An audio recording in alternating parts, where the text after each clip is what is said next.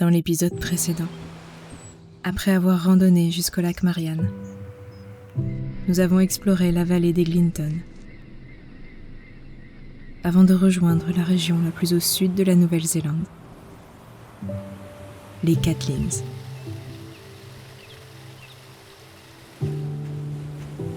Dont nous continuons la découverte à la plage de Cannibal Bay.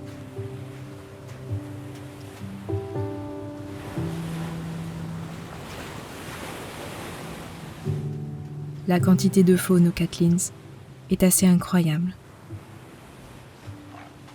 Sur la plage se trouve une colonie de lions de mer que l'on peut approcher, tout en restant tout de même à distance, car cela pourrait être dangereux.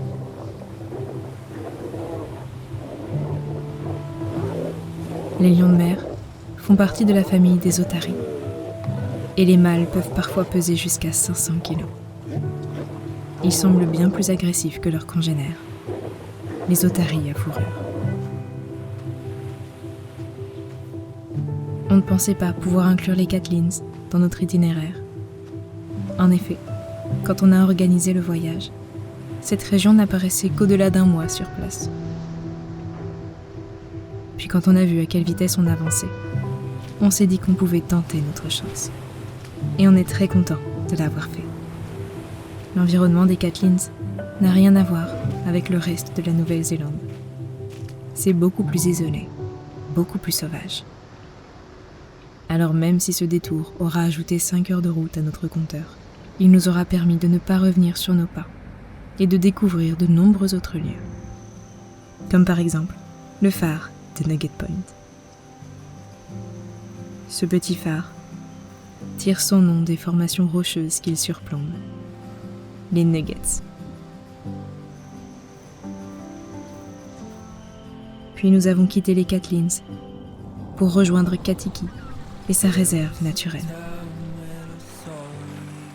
De nouveau, nous voyons des manchots antipodes, un couple cette fois-ci. Ici, c'est nous qui sommes entourés de grillages, pour que nous ne puissions pas les importuner dans leur environnement naturel. Et c'est très bien ainsi.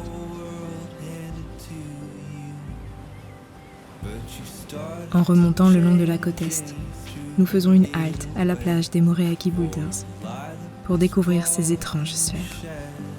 Formées il y a environ 60 millions d'années, elles peuvent peser plusieurs tonnes, atteignant parfois 2 mètres de diamètre. Nous y avons regardé la nuit tombée avant de trouver un endroit où dormir. À l'aube, nous avons été attirés par la lumière qui se déploie sur la plage. Et en effet, ce lever de soleil est incroyable. C'est une explosion de couleurs qui embrase le ciel. Je n'ai jamais rien vu de tel, et à cet instant précis, je me sens privilégiée d'être là. C'est vraiment le bout du monde pour une Française. On ne peut pas aller plus loin que la Nouvelle-Zélande.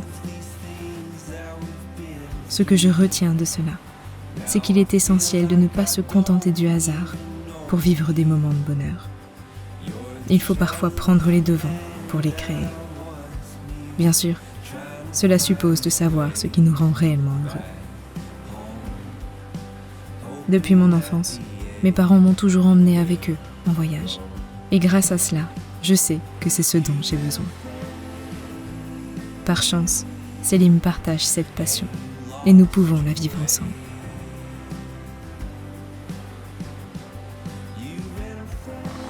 On emprunte ensuite la route de gravier qui mène aux Clay Cliffs. D'impressionnantes rafales de vent nous y accueillent et on ne doute pas qu'elles aient pu modeler ces reliefs. En effet, ces falaises, constituées de strates d'argile et de sédiments, ont été sculptées par l'érosion du vent et de la pluie. La singularité de ces formations réside dans la diversité des couleurs qui les composent, allant du blanc au gris, parfois agrémentées de nuances ocre. Elles prennent une teinte dorée lorsque le soleil les illumine, les rendant encore plus saisissantes.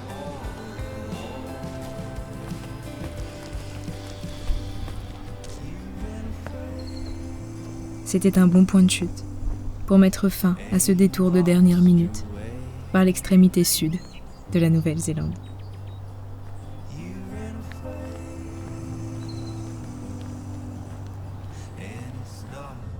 Il ne nous reste plus qu'à rejoindre le lac Pukaki.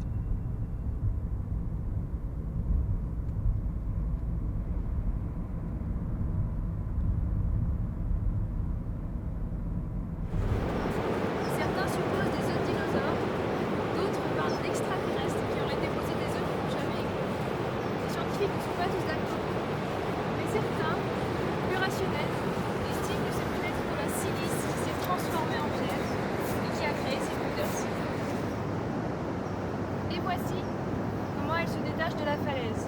Pour information, c'est pas de la silice en fait, c'est un dépôt de calcite autour d'un noyau de boue fossilisé.